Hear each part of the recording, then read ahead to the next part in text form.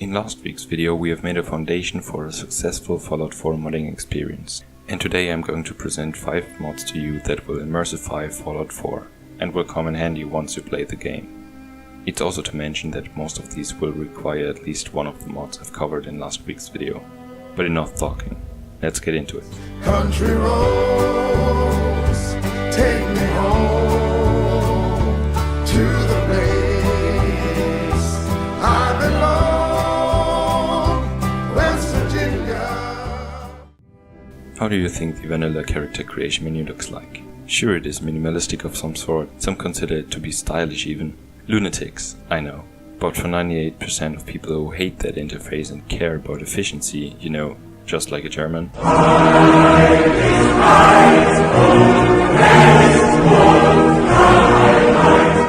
There's a mod called LooksMenu. What can I say? It fixes most if not all of the issues you could have with the vanilla character creation menu. You can select each individual part of the face you want to sculpt. That wasn't even a feature in the main game. What the fuck, Bethesda? Other than that, it expands the overall interface to have a more general overview, unlike the vanilla interface, where you just have that little bar on the bottom and that box on the right. That's not efficient.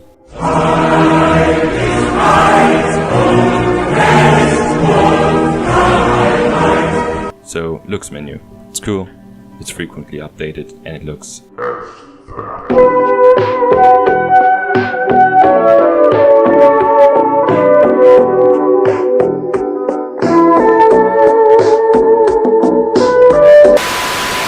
So a mod that I've been using for making cinematic stuff within the game, so it will probably not be something for everyone, is Auto Gamepad Switch. A small FRZ requiring mod which basically raises Fallout 4 to the standards of modern games. In GTA, for example, you can switch in between your gamepad and your keyboard flawlessly. Not like you should ever play GTA with a keyboard in the first place, but you get the gist. The problem is that in Fallout 4, instead of switching in between your gamepad and keyboard seamlessly, you have to go into the settings tab and either activate or deactivate your gamepad like a fucking idiot. Well, this mod basically fixes that.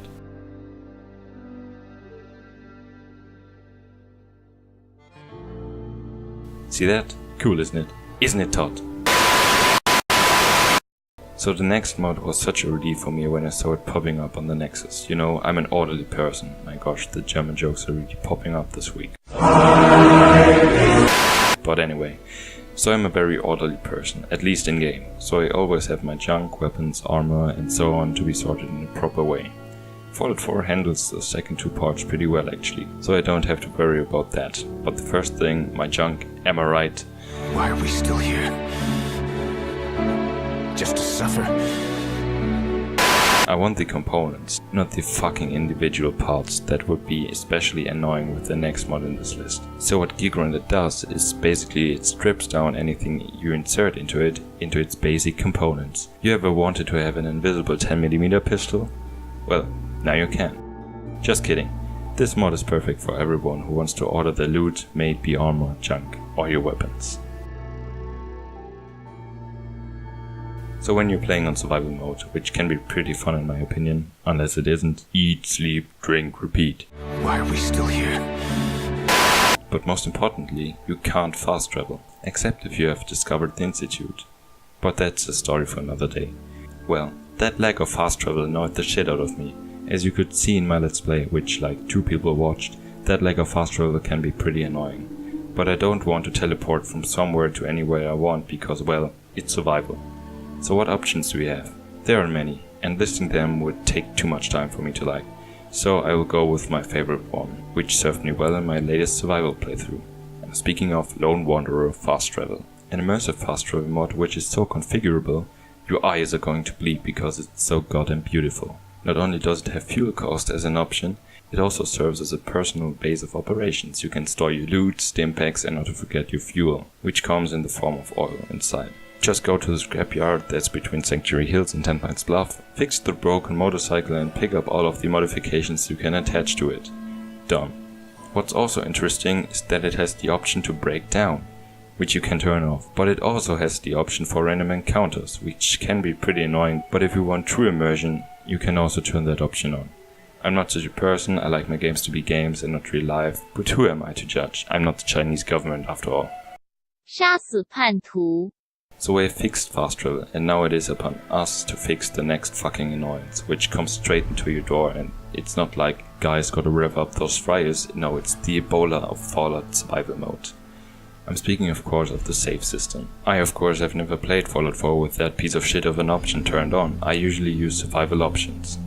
It has options in the title, so buckle your seatbelts. This is gonna take a while. Wanna improve dealt and receive damage? Done. Wanna configure your sleep, eat or drink multiplier? Done. Set the rate at which dungeons respawn? Done. Wanna set save hotkeys in survival mode? Done. Wanna toggle off diseases? Done. To be honest, I could go on and on for an hour or so, but all I can say is that this will let you configure everything that comes with survival mode. Literally everything. 有叛徒涉及他或什么的。